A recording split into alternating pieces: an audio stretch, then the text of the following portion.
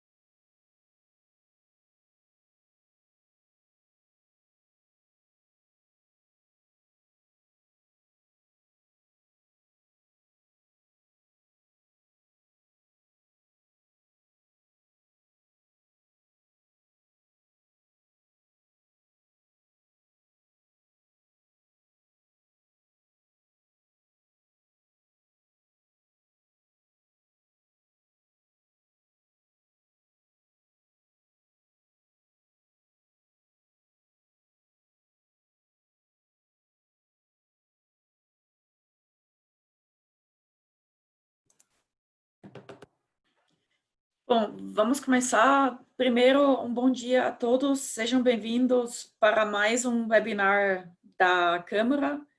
E eu gostaria de dar as boas-vindas especiais para a Karen Klem, do Barcelos Tucunduva, advogado especialista em propriedade intelectual, e a Lúcia Paulini, responsável na Disney, e eu fico especialmente agradecida que você tem tempo hoje para nos trazer a visão da sua empresa sobre esse tema que eu acho que nesse tempo de pandemia ganhou mais importância ainda, mais importância do que já teve antes. Então, a proteção da propriedade intelectual já é um assunto importante em todas as empresas, mas nesses tempos de uso de novas ferramentas virtuais, online, ganhou uma outra importância. E com isso, sem mais nada, já gostaria de passar a palavra para a Karen, que vai iniciar a apresentação, e ao final das duas apresentações, a gente vai responder às suas perguntas, e nos pedimos, quem tiver perguntas, podem fazer a eles na aba de Q&A, de perguntas e respostas, e como eu falei, no final das apresentações, vamos ter um bate-papo e responder a todas as suas perguntas. E com isso, eu passo a palavra para a Karen e desejo a todos uma excelente apresentação. Bom dia, Cláudia, bom dia a todos. Eu agradeço muito o convite que me foi feito pela Câmara Alemã. Eu faço isso na pessoa da doutora Cláudia Bellman. Estou muito feliz de estar aqui com vocês, dividindo esse webinar com a Lúcia, doutora Lúcia, que é uma amiga muito querida de muitos anos. Enfim, vamos lá conversar um pouco sobre esses tempos virtuais e o que ele traz para a gente de propriedade intelectual, né? A gente tem uma nova realidade com a pandemia, a gente tem uma nova forma de trabalho das empresas, hábitos de consumo de consumidores diferentes, a maneira das empresas se colocarem, se apresentarem aos consumidores, e aí a gente fica pensando o que isso muda em relação à propriedade intelectual. A gente tem, então, questões relacionadas a tecnologias, relacionadas a software, marcas, nomes de domínio e direitos autorais. Vamos entrar um pouquinho em cada um deles e entender aí como que a gente consegue lidar, como que as empresas conseguem lidar com isso dentro de um ambiente virtual extremamente movimentado. Então, o movimento de migração das empresas para o ambiente digital faz com que seja necessária uma vigilância desse ambiente em todas as suas ramificações, né? Então, o titular de uma marca, o titular de direitos autorais, ele deve, né, e ele está realmente aumentando aí a quantidade de controles que ele tem e vigilância em relação ao que acontece, porque o uso aumentou muito, então uma quantidade muito maior de redes sociais, de sites, de perfis que você tem que monitorar. Tá? Às vezes a gente tem uma parceria com procuradores em relação a isso, né? Escritórios podem ajudar nessa vigilância também, E a gente tem um aumento muito grande aí de utilização das redes sociais, principalmente o Instagram, o LinkedIn, o Facebook. Então, em primeiro lugar, talvez uma orientação para os funcionários da empresa sobre o uso de redes sociais, né? Porque uma coisa é o uso do perfil privado, a outra coisa é o uso do perfil corporativo, né? No LinkedIn você também está se apresentando como um profissional que pertence a uma determinada organização, né? E o uso desautorizado e principalmente comercial, direto ou indireto, é uma violação de marca, de direitos autorais, de uma patente. A gente tem que tomar muito cuidado com isso. Recentemente, a gente teve um caso no escritório de um cliente que ficou muito incomodado com o uso da marca dele que estava sendo feito no perfil de um diretor de uma empresa concorrente, né? E nós notificamos e realmente aquilo foi tirado da página, então, específica daquele diretor, tá? O que é muito importante a gente pensar? Antes de notificar, mandar um e-mail ou mesmo uma notificação mais prejudicial pelo cartório que está funcionando, principalmente nos casos em que a gente tem que provar no futuro que esse uso efetivamente ocorreu, caso queira pedir indenização, perdas e danos, é fazer uma ata notarial, né? Então, a gente combina com o cartório atesta que naquela data, naquela plataforma, naquele site, havia aquela mensagem, aquela imagem. Isso é muito importante para fins de preservação de prova. Tá? Quanto ao INPI, o funcionamento do INPI está normal, completamente normalizado, que a gente tem funcionários do INPI trabalhando por meio de teletrabalho, a gente tem prazos processuais suspensos para os titulares e para os usuários do INPI, então, se eles quiserem, eles vão poder, eles puderam fazer uso desses prazos. Esses prazos foram retomados agora na segunda-feira, no dia 1º de junho, mas a gente ficou aí com um bom período de prazos suspensos, caso o usuário, caso as empresas quisessem fazer uso dessa suspensão, enquanto elas estavam se adaptando a essa nova realidade. As publicações da revista, enfim, das marcas seguiram o seu fluxo normal. Em relação a novas tecnologias, ou as tecnologias, a gente viu um desenvolvimento muito intenso de novas tecnologias para suporte e migração das empresas para funcionamento online, licenciamento de novas tecnologias, de novas bases, né? E, então, temos que tomar cuidado aí com a proteção dessas tecnologias para garantir a titularidade, posicionamento e eventual combate à violação, inclusive as licenças, né? Se essas tecnologias estão sendo usadas com a devida licença ou não, tá? Um ponto importante aqui talvez sejam os nomes de domínio, né? Algumas empresas estão registrando novos nomes de domínio para uma nova atuação online, né? Talvez uma empresa que funcionasse mais numa estrutura B2B, começa a oferecer online B2C, dado esse momento, né, oportuno, onde os consumidores estão realmente nesse ambiente digital e não mais nas lojas, e aí a gente tem um novo nome de domínio para isso, né?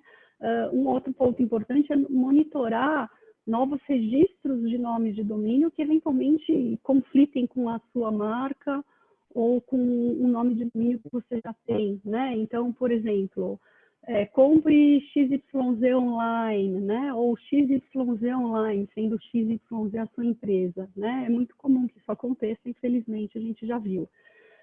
Existe um procedimento online virtual em relação a nomes de domínio, tanto os nomes de domínio do Country Code Brasil.br, quanto nomes de domínio de outros países. No Brasil, a gente tem o SACI-ADM, um procedimento de resolução de disputas para você cancelar, mudar a titularidade ou transferir esse nome de domínio para um terceiro, e funciona e é muito rápido, em torno de 60 dias, aí a gente tem o procedimento finalizado e funciona, inclusive, online.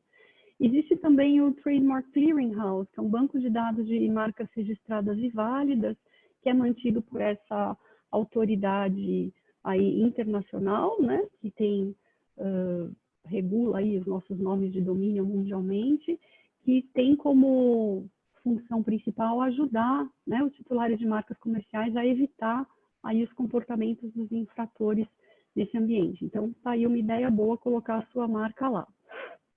Quanto a direitos autorais, né? Direitos autorais, a gente tem aí uma facilidade de disseminação imensa de conteúdo na internet, no LinkedIn, no Facebook, no Instagram. E aqui eu acho que principalmente a Lúcia vai falar um pouco disso, né? É aqui um palco cheio para que muita coisa aconteça, né? Então, como se protege? A gente tem muitas tecnologias de bloqueio e rastreamento, né? Que já são aplicadas diretamente nas obras. É muito importante no caso de direitos autorais a gente fazer o registro, não porque a existência desse direito derive do registro, muito pelo contrário, o registro ele é apenas declaratório, né? A proteção como direito autoral, ela nasce à medida em que a obra é criada no suporte material, à medida em que a obra vem a público. Mas é importante você fazer alguma forma de registro para você provar que naquela época, naquela data, você já tinha desenvolvido aquilo. Então, se alguém veio de novo com uma coisa igual ou muito parecida, você consegue provar que anteriormente aquilo já existia. Então, a gente tem a possibilidade de registrar no cartório, campanhas publicitárias, por exemplo, fazer atas notariais, que eu já expliquei. Existe um novo mecanismo de depósito de provas da WIPO, que é a World Intellectual Property Organization, que é um braço da ONU só para propriedade intelectual, que é muito interessante também. Ele dá uma certa segurança por meio de tecnologias de criptografia e de, enfim, assegura a identidade de quem está depositando. E, de novo, monitoramento, né? Eu acho que a palavra ideal aqui nesses tempos de pandemia e de ambiente virtual é monitorar, monitorar e monitorar, né? O que acontece quando tem uma violação de propriedade intelectual nas redes sociais? Primeiro, eu tenho procedimentos de denúncia de violação e de pedido de retirada nas próprias plataformas dessas redes sociais. E é recomendável que antes que você vá procurar uma ordem judicial, e aqui a gente tem o Marco Civil da Internet, que, enfim, dá todo o amparo necessário, que você tente realmente essa plataforma, porque é um mecanismo rápido e muito pouco burocrático, né? Então, todas as plataformas têm lá um procedimento em que você entra em contato, explica o que está acontecendo, pede uma providência no sentido de tirar aquela página do ar, de congelar aquela página. A gente já fez várias vezes para diversos clientes e realmente funcionam e é recomendado. Então, antes de notificar extrajudicialmente, tente usar esse procedimento da própria rede. Uma outra coisa muito interessante que está acontecendo é o uso de propriedades intelectuais, de direitos de propriedade intelectual em lives patrocinadas ou para fins de marketing, né? Aí a gente tem um outro recurso também, que é o CONAR, que é o Conselho Nacional de Autorregulamentação Publicitária, que é uma associação das empresas de publicidade, dos anunciantes, de todos os players do mercado, e eles se autorregulam. Então, existem diretores e conselheiros que se dividem em câmaras e decidem sobre situações de anúncios publicados pelos mais diversas formas, inclusive no mundo virtual, se aquilo está de acordo com o Código Nacional de Autorregulamentação Publicitária ou não. Lá a gente tem, claro, questões não só relativas à infração de direitos de propriedade intelectual, mas também proteção de criança, enfim, de outros tipos de violação que pode acontecer, mas é um procedimento muito célere, também está sendo feito online, audiências online, julgamentos online, e que costuma funcionar por quê? Porque é uma autorregulamentação, né? Apesar dele não ter um poder de polícia, não poder aplicar multas, pelo fato das empresas serem associadas e escolherem aquela autorregulamentação, seja a agência de publicidade, seja o anunciante em si, uma decisão do CONAR pedindo que aquilo seja retirado costuma ser cumprido, independente de ordem judicial. Então, é muito comum usar-se primeiro essa via do CONAR e depois a via judicial. E, é claro, o judiciário continua aí, a gente continua podendo entrar com ações judiciais, liminares, etc. e tal, mesmo num ambiente com um isolamento social. Então, resumindo, a gente tem uma nova realidade, muita atenção, monitoramento, propriedade intelectual muito importante para garantir o posicionamento de mercado e a distinção dessa empresa em relação aos seus concorrentes, né? As ferramentas de proteção estão disponíveis, mesmo durante a pandemia, e o uso estratégico vai fazer toda a diferença para esse posicionamento das empresas no mercado. Então, terminando isso, eu passo a palavra aqui para minha colega de webinar, a Lúcia, para a gente fazer um pouco de debate, ela contar a experiência dela na Disney. Obrigada, Karen. Obrigada aqui, Cláudia, e todos que juntaram a nós para ouvir um pouco aqui da minha experiência. Eu não vou passar nenhum documento para vocês, vai ser mais um relato do que nós aqui na Disney estamos fazendo. Eu acho que são tempos diferentes. A gente já tem uma proteção de conteúdo, inclusive, não só de marca. A Disney é uma empresa que preza demais pela marca, não só por tudo que ela produz, mas pela relação que ela tem também com o público infantil. A gente tem uma preocupação enorme daquilo que nós estamos produzindo e oferecendo para todos. Então, isso é muito importante. A gente já tem uma área enorme em Burbank, que fica nos Estados Unidos, de Content Protection e Anti-Piracy também. Mas eu vou contar um pouco do que está acontecendo atualmente e também um pouco do que nós passamos, as dificuldades de a gente estar no meio de uma pandemia e vermos situações que temos que definir o que vamos fazer. Né? Muitas vezes nós temos o direito e vamos atuar ou não vamos atuar, são situações complexas que também envolvem, inclusive, a população na qual a gente quer também ajudar, né?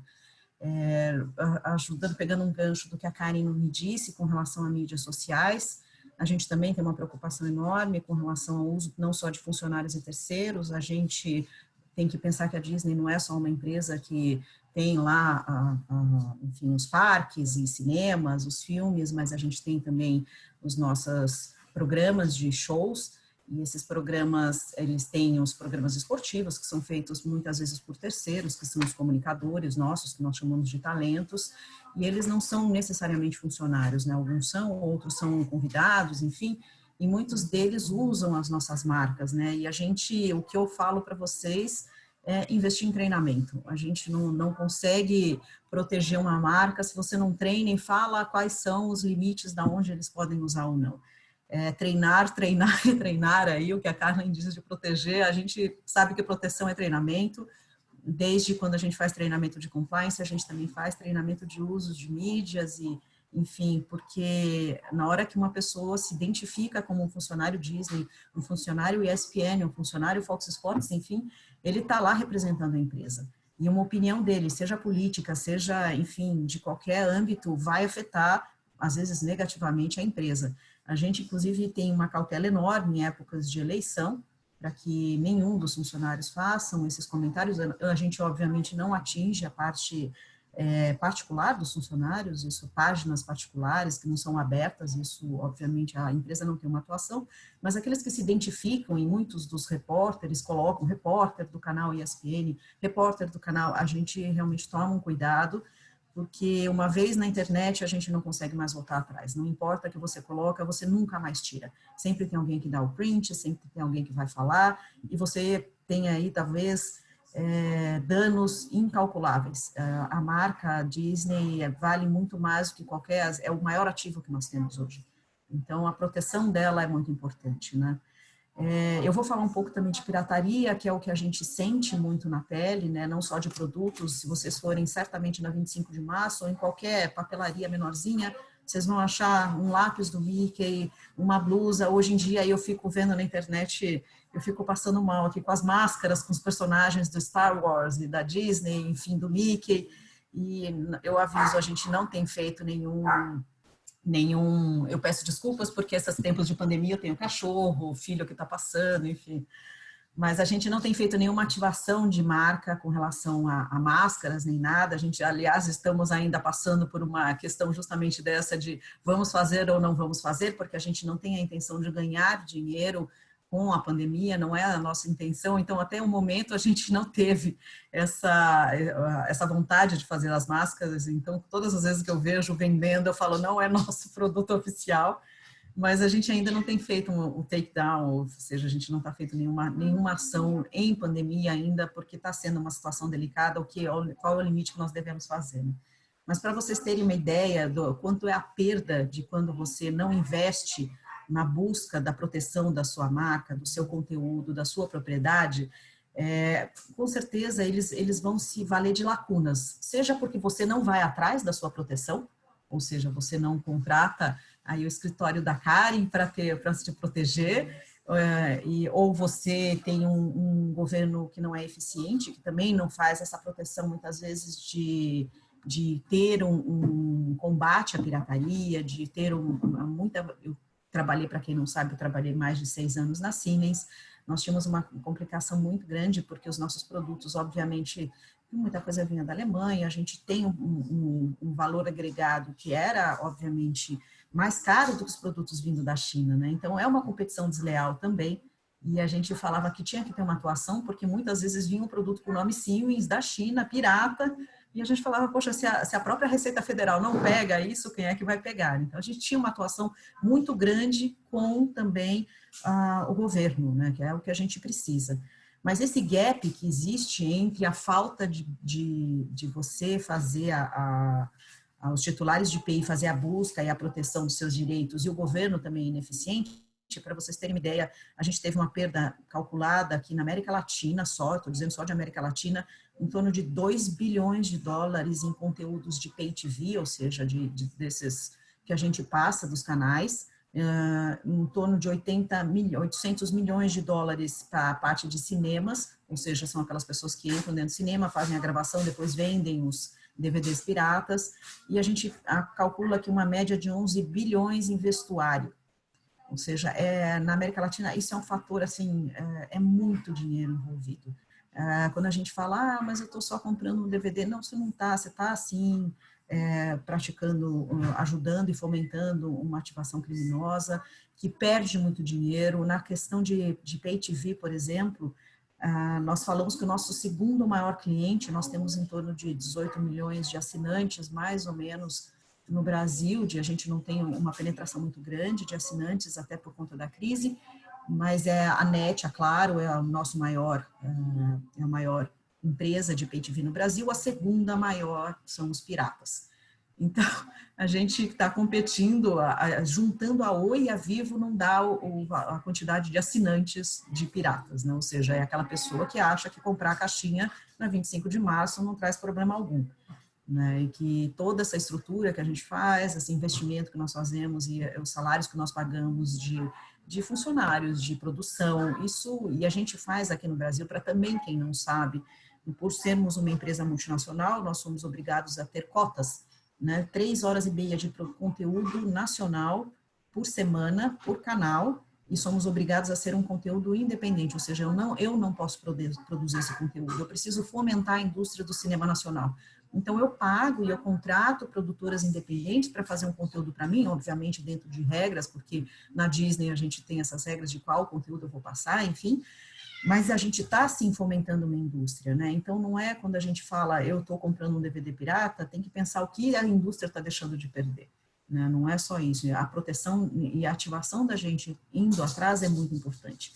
Aqui no Brasil, a gente tem também uma área de anti-piracy que está sendo estruturada, para a América Latina inteira, inclusive, devido à particularidade, óbvio, que é diferente dos Estados Unidos, a gente não dá nem para comparar, e o Brasil, inclusive, como vocês podem ver, em novembro teremos o Disney Plus, então, antes até da gente entrar no Brasil e na América Latina, a gente já está fazendo uma proteção de conteúdo, porque muitas pessoas, inclusive o Brasil, nem entrou no Disney Plus ainda, e muita gente já assistiu Mandalorian, que é um produto exclusivo da Disney Plus, que eu estou louca para ver. Eu sou uma fã da Star Wars, eu não assisti ainda, por óbvio, né? Porque eu não tenho acesso a esse conteúdo por não estar no Brasil, e amigos meus conversando, nossa, que excelente. Eu falei, como é que vocês assistiram isso? Eu não quero perguntar, não quero saber, quer dizer, a gente imagina, obviamente. E a proteção desse conteúdo, inclusive, é muito complicada, porque a gente, como marco civil da internet, a gente tem uma briga eterna dos produtores de conteúdo também, com aquelas empresas que são as tech companies, E eu falo não só de transmissão de conteúdos digitais no sentido de produções de televisão, mas eu falo até de venda de produtos piratas, por exemplo, por um Mercado Livre, enfim, por UOL. Eles até têm o UOL Pago, eles fazem de conteúdos piratas. Se você for ter um acesso a um torrent que você paga para ter acesso a filmes e séries e às vezes até jogos de futebol, você vai lá, você paga pelo Mercado Livre, Mercado Pago, UOL, e assim a gente tem uma briga eterna, porque para nós eles estão inclusive autorizando que essa pirataria seja feita, né? Então é uma situação na qual a gente teve, até ontem saiu uma notícia, que é uma vitória para nós, de que tanto a Ancine quanto a própria Anatel se juntaram aí à nossa briga e estão querendo fazer, inclusive com uma legislação vinda de Portugal, na qual a própria plataforma digital pode ser responsabilizada sim, se ela não precisa mais, a gente não precisa mais ter, na verdade, uma atuação na justiça para fazer o takedown dessas páginas, né? Hoje, óbvio, a gente tem um relacionamento muito grande com o Google e Facebook, enfim, na qual a gente faz, principalmente em jogos de futebol, que é muito complicado, porque eu não tenho tempo de entrar na justiça e pedir para fazer o takedown no link, porque o jogo são 90 minutos, à noite, eu não vou conseguir isso nunca. Eu entro em contato e falo, por favor, derrube o link, mas isso, enquanto eu derrubo um, já foi criado outro, é uma tarefa inglória. E existem muitas vezes páginas específicas que ficam passando o nosso conteúdo online, 24/7, né?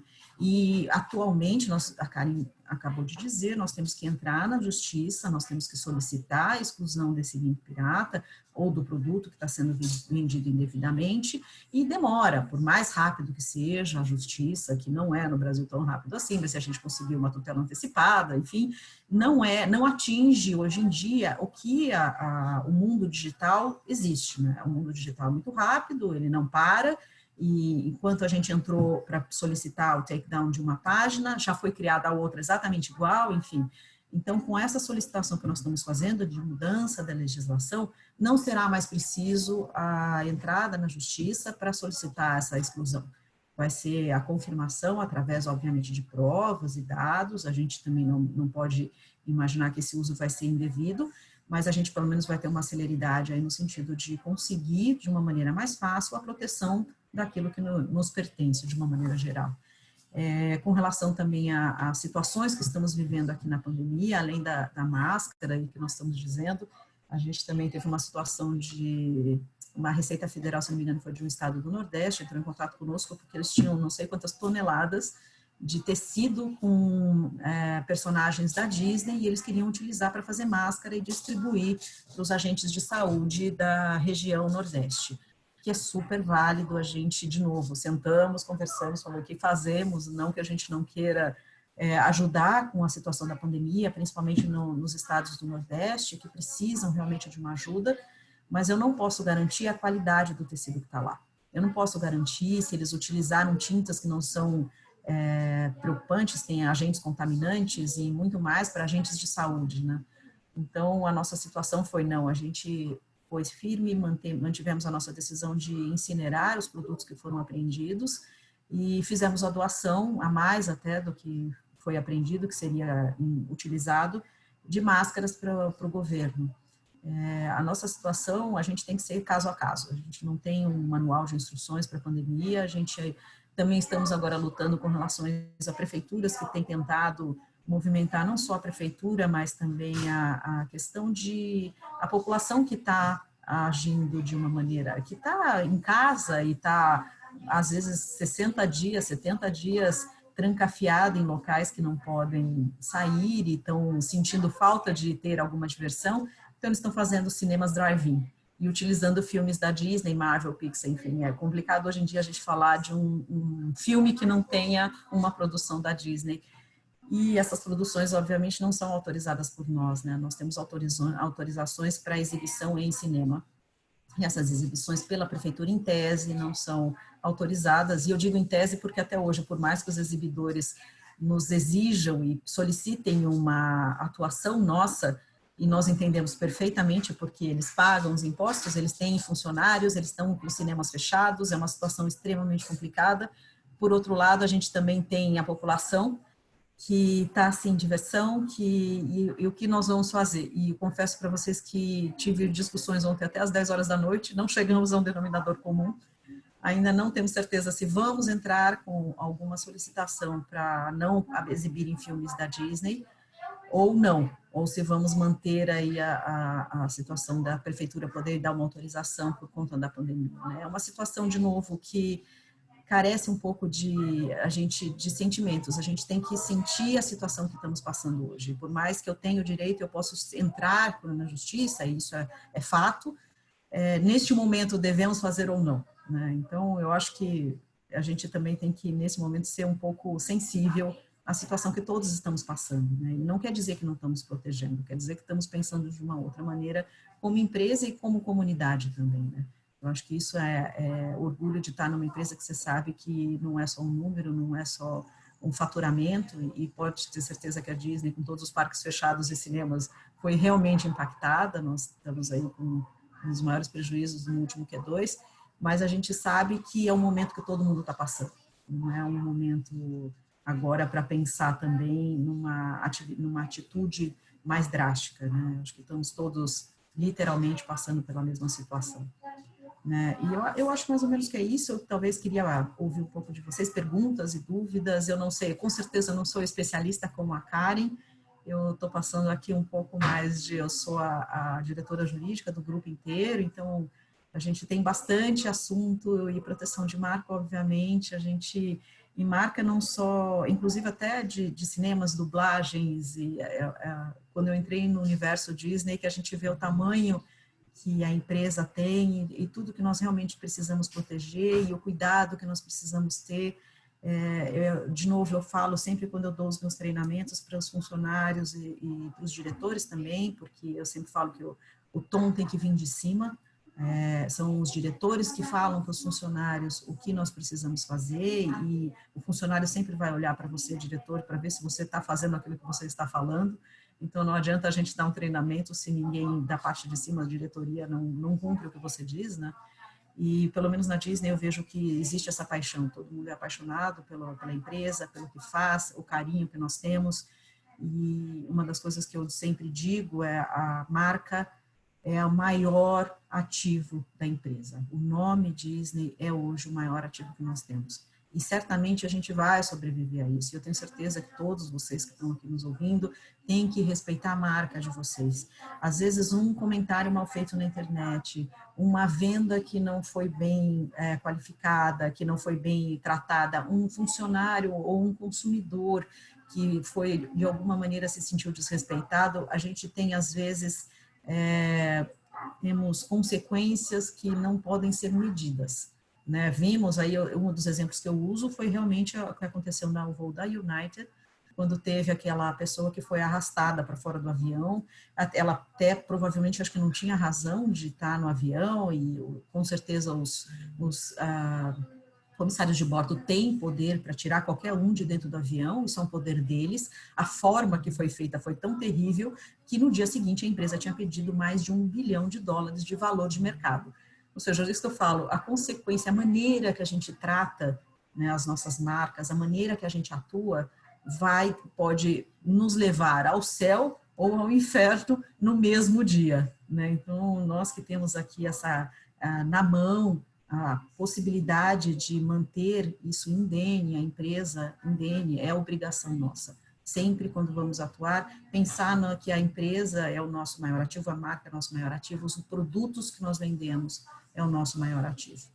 Enfim, eu acho que é um pouco disso que eu queria falar para vocês. A gente aqui está aberto a perguntas, a Karen, especialista no ramo, eu mais como pessoa aqui de atuar, eu que contrato a Karen para fazer as nossas proteções, né, Karen? Muito obrigada, Lúcia. Muito obrigada, Karen. Foi bem esclarecedor e saber um pouco da prática. Já temos duas perguntas e eles vão nesse sentido do que a Lúcia abordou agora por último. Qual seria a melhor forma de orientar os colaboradores sobre a importância da preservação da marca e os cuidados sobre violação comercial sem que a pessoa se sinta ameaçada? Bom, eu vou falar um pouco da experiência que eu tenho, eu não sei se a Karen aí depois pode complementar com a parte jurídica aí da questão, enfim. De novo, eu faço treinamentos e o treinamento ele tem que ser constante. Constante, que eu digo, pelo menos anualmente a gente faz um treinamento com relação a isso, e ele é reforçado em ocasiões de eleição. Né? Neste treinamento, obviamente, a gente não faz ameaças, os treinamentos, sempre eu digo, eles têm que ser, não só se quem puder gravar, obviamente excelente, mas eu sempre faço as pessoas que fazem o treinamento assinarem que foram treinadas e que estavam no momento sendo treinadas. Mas eu faço por exemplos, as pessoas só entendem quando ela vem exemplos, não tem muito jeito de a pessoa aprender de outra maneira, não ver exemplos. Esse da United é um grande exemplo que eu dou. Tem outros que aconteceram, inclusive, conosco na Disney, que teve, e eu sempre falo questões de você fazer statements na internet sem pensar nas consequências, né? Essas questões de polarização política são muito complicadas, eu sou uma pessoa que eu tomo extremo cuidado para falar qualquer coisa. Tem statements que eu realmente confesso que eu não me aguento com relação a racismo, esse é um deles, e graças a Deus a empresa que eu trabalho foi uma das primeiras a fazer, inclusive ontem a Disney fez $5 milhões de doação para o movimento de equalização, enfim, que eu acho excelente, mas tirando isso, eu sempre falo, tomem cuidado, e no treinamento a gente comenta sobre isso. Um dos casos que aconteceu, que as pessoas talvez não se lembrem, tem um dos diretores dos filmes do Guardiões da Galáxia, que estava fazendo, ele já estava contratado para fazer o 3º filme, e pegaram um post dele, inclusive acho que foi racista, de 10 anos atrás, ou seja, ele não era nem contratado da Disney na ocasião, e ele fez um post que foi considerado racista e ele perdeu simplesmente vamos dizer assim, o emprego na Disney por um comentário que ele fez há 10 anos. Né? Isso é um grande exemplo que a gente dá, ou seja, uma vez que você colocou na internet, esqueça, você nunca mais vai tirar. Você pode apagar o post, sempre vai ter alguém que printou, que está guardado, que vai colocar e isso vai voltar. Então, a consequência disso, de novo, para a marca, porque todo mundo olhando, falando como é que vocês vão trabalhar com uma pessoa na Disney que fala pela diversidade, que atua pela falta pela acabar o racismo, para acabar as questões relacionadas enfim, a falta de diversidade no mundo. É uma empresa que atua demais na proteção de todas as pessoas, no empoderamento da mulher, enfim, e ter pessoas que falam de machismo e falam de racismo, enfim. Então, a Disney é questionada. A gente não tem como desvincular nesse sentido. Então, isso que eu falo, o treinamento e treinamento constante. Né? Pelo menos na Disney é assim que nós atuamos. Eu acho que a marca é, sem dúvida nenhuma, o ativo mais importante de propriedade intelectual de uma empresa, porque até do ponto de vista de direito de propriedade intelectual, ela é um direito que você consegue ter em vigor eternamente, né? Enquanto todas as outras formas, as outras categorias, elas caem em domínio público, a marca você consegue renovar por 10 e 10 anos para sempre, né? Então, você zelar pela reputação, por todos os valores que estão intrínsecos àquela marca é essencial. A forma de comunicar, eu acho que é uma forma muito, muito tranquila, né? Eu acho que talvez uma coisa mais genérica, uma política, né? Por que não? A gente tem desenvolvido isso para alguns clientes, políticas de instruções para atuação em épocas de pandemia no ambiente virtual, né? Informando o valor da marca. Claro que online você consegue dar um treinamento, como a Lúcia diz, mas eventualmente passar uma política com instruções claras e muito neutras, né? A fim de não ofender ninguém, mas eu acho que é uma necessidade que a empresa tem, e é claro que o empregado entende, né? E se não entender também, não está, enfim, se harmonizando com os valores da empresa, né? De que agora a gente está num outro ambiente, tudo que a gente faz tem um peso muito maior, né? Uma repercussão muito maior, se desenvolve muito rápido, ou o valor de transmissão disso, o tempo de transmissão é muito rápido, né? Você impacta muitas pessoas ao mesmo tempo, então vamos tomar cuidado, né? Vamos pensar antes de agir. E eu dei aqui na apresentação alguns exemplos em relação ao perfil profissional da pessoa.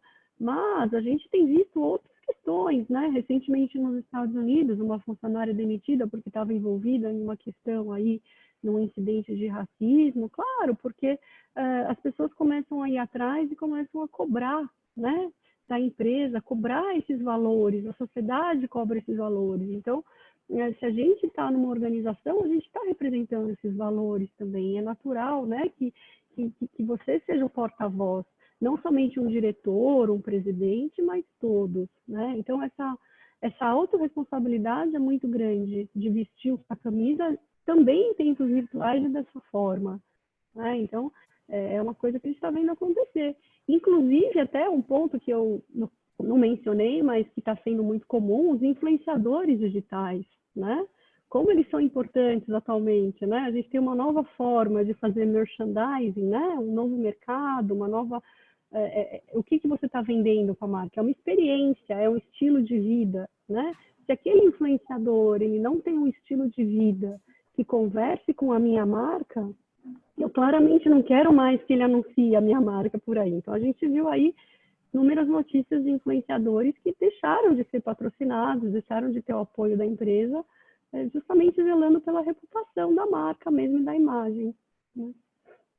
Eu acho que isso, a gente teve um caso recentemente em São Paulo, né, de uma influenciadora que não cumpriu o recomendado distanciamento, e eu acho que o que é também difícil para as pessoas é essa convergência entre a sua imagem e perfis dentro da empresa e pessoal. Tem uma linha, hoje em dia não tem uma linha clara, então fica difícil também de cumprir de certa forma, né? E aí fica o desafio às empresas de deixar isso claro para as pessoas.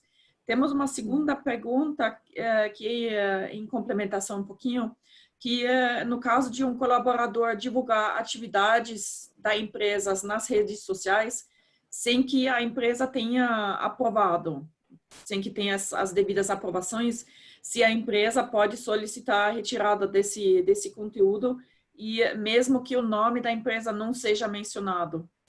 Como vocês veem isso? Bom, eu vou começar respondendo, depois a Lúcia pode até ilustrar, se ela quiser, com alguma questão que tenha acontecido, né?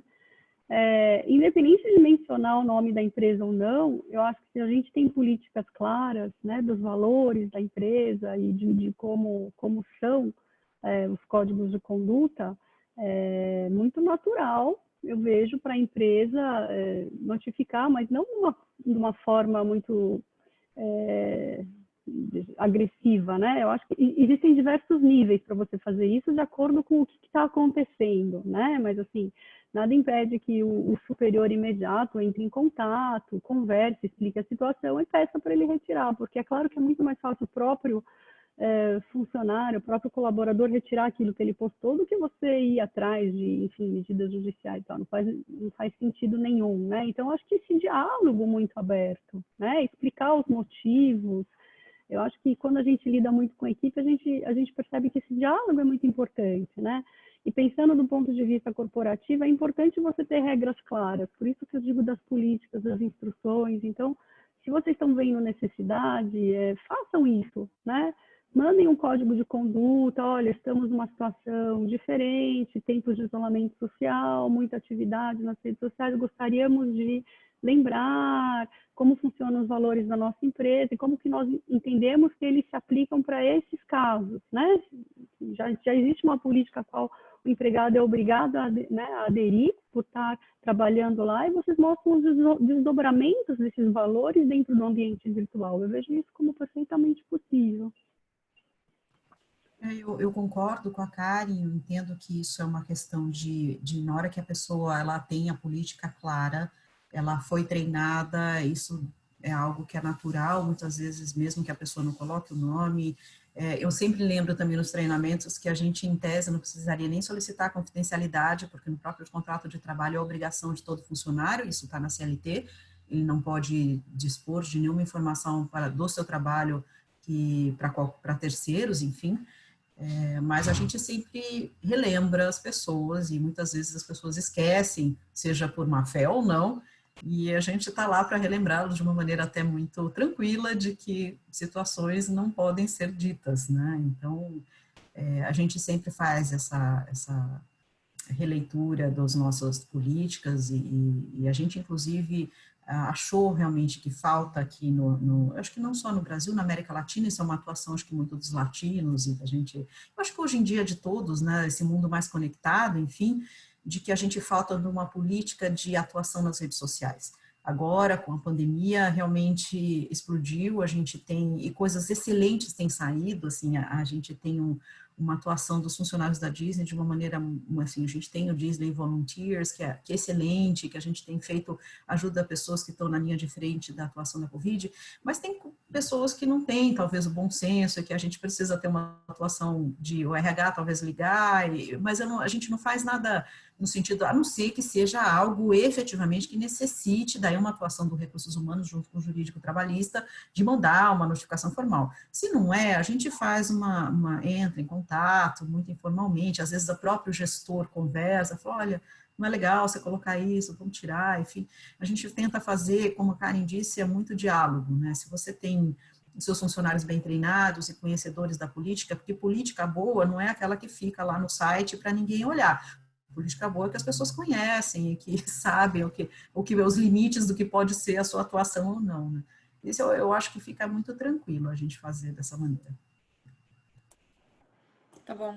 Eu gostaria de voltar um pouco a esse ponto que, Lúcia, você abordou, que é, nesses tempos de pandemia, um pouco essa relação entre você conseguir realizar seu direito a respeito da marca versus a imagem. Então, a questão, se você tenta ir atrás do seu direito, pode ter um prejuízo à imagem. Pensando um pouco mais, se... Então, aí, meio que não vai atrás do seu direito, como você ia normalmente, se isso não cria um precedente para depois da pandemia e dar um sinal de que, não, eu posso fazer isso, ou eu deixo que as pessoas usem a minha marca de forma indevida, mas como eu não fui atrás, eu estou deixando para dar algumas dicas para os nossos ouvintes de como lidar com esses dois pontos. E talvez a Karen também pelo aspecto mais jurídico. Na verdade, é exatamente a situação que nós estamos vivendo no momento. Eu, como advogada, sempre fico com a situação de que, obviamente, a gente gostaria de buscar o nosso direito. Entendo completamente a situação de que os diretores falam, poxa, a gente está no meio de uma pandemia também, deixar as pessoas sem qualquer entretenimento, de assistir um filme. Por outro lado, tem os exibidores que também se sentem lesados, não só a própria Disney que perde com relação a isso, mas os próprios exibidores que pagam pelos nossos filmes, né, para exibir, não estão podendo exibir porque os cinemas todos estão fechados e eles não podem abrir e não vão poder abrir tão cedo. Os cinemas, eu acho que vão ser das últimas categorias a serem abertas, enfim. E nós, neste momento específico, a atuação da empresa está sendo... Não vamos fazer nada neste momento. Mas a gente, neste momento, estamos, assim, em torno de, pelo que a gente calculou, em torno de 60 prefeituras, ainda muito aqui na região sul e sudeste de São Paulo, assim, do estado de São Paulo, mais na região sul do Brasil. A gente está calculando, agora se isso, foi aquilo que eu falei, se isso se espalhar, obviamente fica aquela sensação de que você não liga e não faz a proteção da sua marca, qualquer um pode pegar. E as exibições estão sendo, a gente tem visto, estão sendo feitas com DVDs. As pessoas pegam, não é que é uma exibição, tem exibições na qual nós participamos, que são grandes drive-ins, patrocinados por grandes empresas, teve um cine drive-in aqui até no estádio do Pacaembu, em São Paulo, que são feitos e são realmente... não só patrocinados, mas autorizados, né? Quando são dessas prefeituras, são muito, assim, a gente fala que é uma coisa meio mambembe, eles estão fazendo realmente para dar um pouco de atração para a população, é um DVD que eles passam, enfim, não é nada muito elaborado, né? Não quer dizer que isso é autorizado, de novo, e a gente entende que enquanto está nessa margem, a gente está calculando que, ok, vamos deixar por conta realmente da pandemia, mas na hora que a gente vê que o mercado já está abrindo, não tem mais aquele lockdown, não tem mais a necessidade, e as prefeituras estão utilizando disso para benefício, muitas vezes até político, coisa que a Disney abomina, a gente não está ligada nunca à política, a atuação certamente vai ocorrer de forma certa enfim, mais forte do que hoje não tem sido. Talvez o que eu possa acrescentar, eu vejo assim, a maioria das empresas que têm marcas muito fortes, né, muito consolidadas no mercado, e principalmente aquelas que atuam no segmento B2C, uma política de tolerância próxima ao zero, justamente para mostrar exemplarmente que aquilo não vai ser tolerado para não valer a pena, né? Porque eu costumo brincar que o direito da propriedade intelectual ele é muito ingrato às vezes, né? Porque a propriedade obriga, né? Então, como é que você vai se defender? Você vai ter que ir atrás, você vai ter que mandar uma notificação, vai ter que entrar com uma ação judicial, e não é qualquer um que tem os recursos disponíveis, sejam financeiros, sejam de pessoas, para ficar indo atrás. A questão é que se você não vai atrás, a sua marca ela vai se diluindo, ela vai ficando mais fraca, a reputação ela pode ir sendo influenciada, né? Imagina se você deixa um digital influencer usar um jogador de futebol, me veio agora esse exemplo, né? Usar o seu boné numa coletiva de imprensa para explicar uma situação escusa com uma determinada pessoa com quem ele se encontrou, né? É claro que isso vai afetar a marca, né? Tá o boné, tá a marca, ou tá atrás, né? Como a gente tem aqui as marcas atrás da gente. Então, é claro que você está falando e está influenciando a marca de alguma forma. Então, essa linha tênue entre agir e não agir, ela realmente existe, e às vezes eu vejo empresas não agindo pelo efeito negativo que isso teria perante a população, né? Então, é só um caso de uma bebida que realmente encontrou um pouco de desinfetante dentro em uma das máquinas, e aí veio alguém no Facebook e publicou, XYZ desentope tudo, né? E é uma bebida infantil, achocolatado, enfim. Se você, como empresa, vai lá e publica um comentário, será que você não está aumentando a publicidade negativa, né? Tudo bem, é um uso indevido de marca, mas aí a pessoa vai lá e põe outro post, você não vai dar conta de evitar que ela coloque posts, né? Então, é um pouco esse custo-benefício.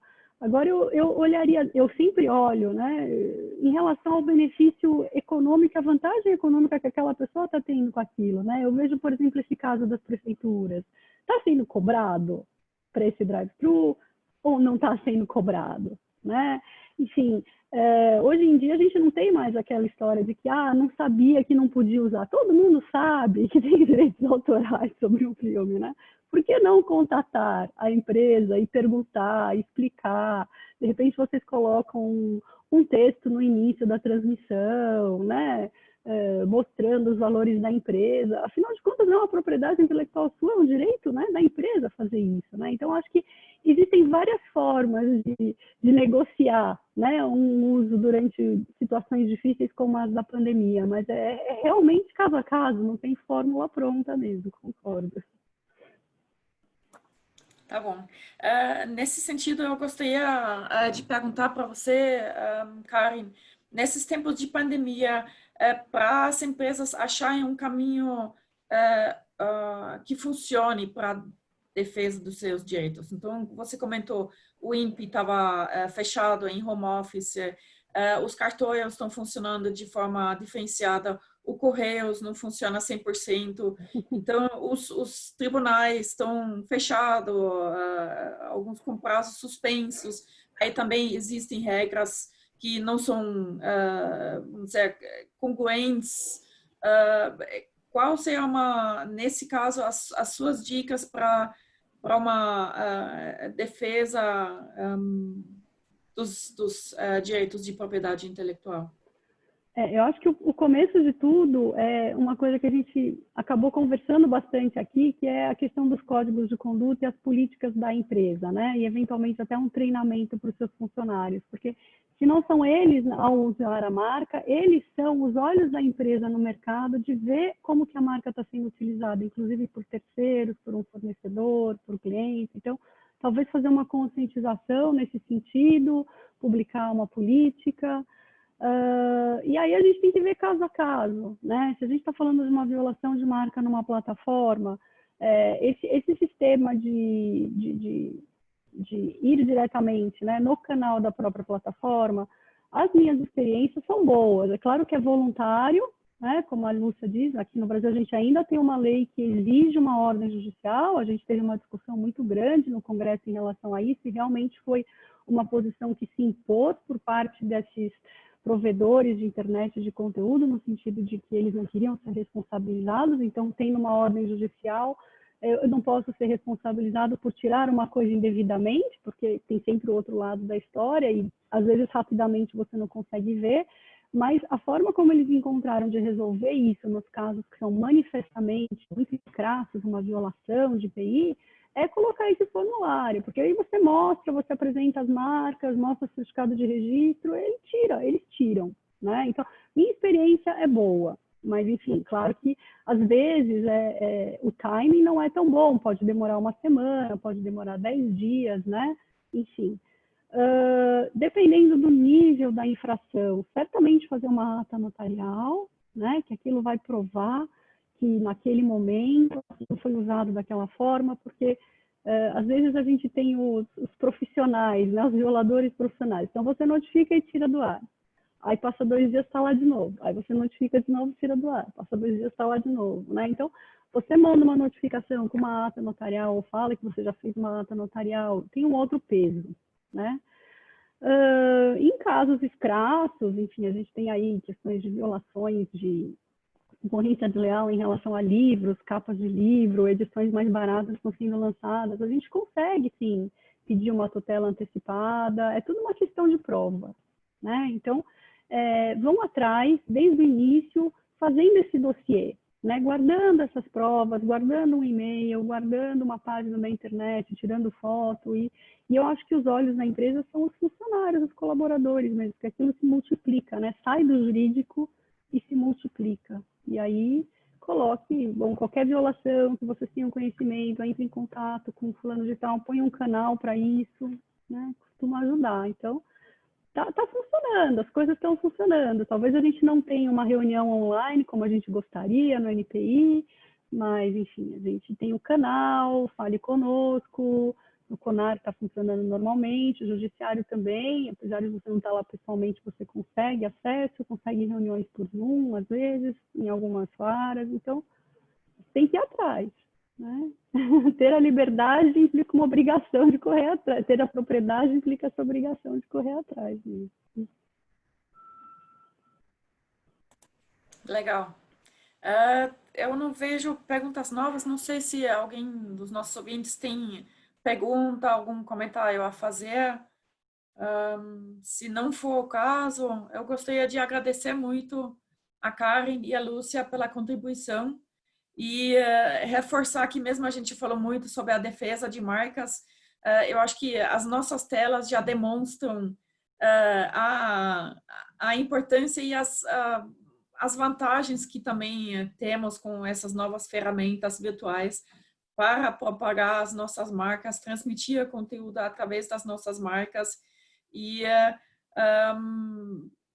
reforçando esse bom senso e a comunicação com os colaboradores, com o público-alvo para uma conscientização, talvez até no dia a dia, para a gente chegar nesse bom senso de que um dia eu me aproveitando de uma marca, eu estou vendo que eu, sendo dono de uma marca, posso ser prejudicado por uma atitude dessa. Então, nesse sentido, eu gostaria de agradecer muito a contribuição de vocês, informar aos nossos ouvintes que essa apresentação nós vamos ter, se vocês quiserem rever, reouvir, vai ser no nosso canal dedicado do YouTube, então vocês vão ter a chance de ver novamente a nossa apresentação e gostaria de passar a palavra para Karen e Lúcia para a palavra final.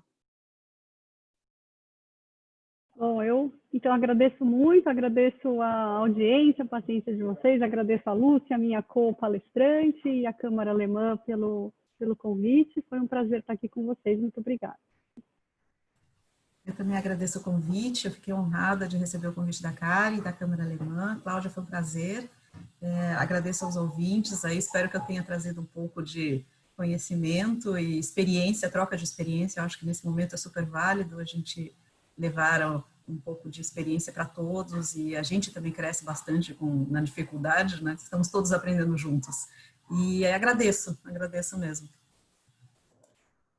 Então, desejo a todos um ótimo dia e ótimo resto de semana. Tchau. Obrigada, até logo.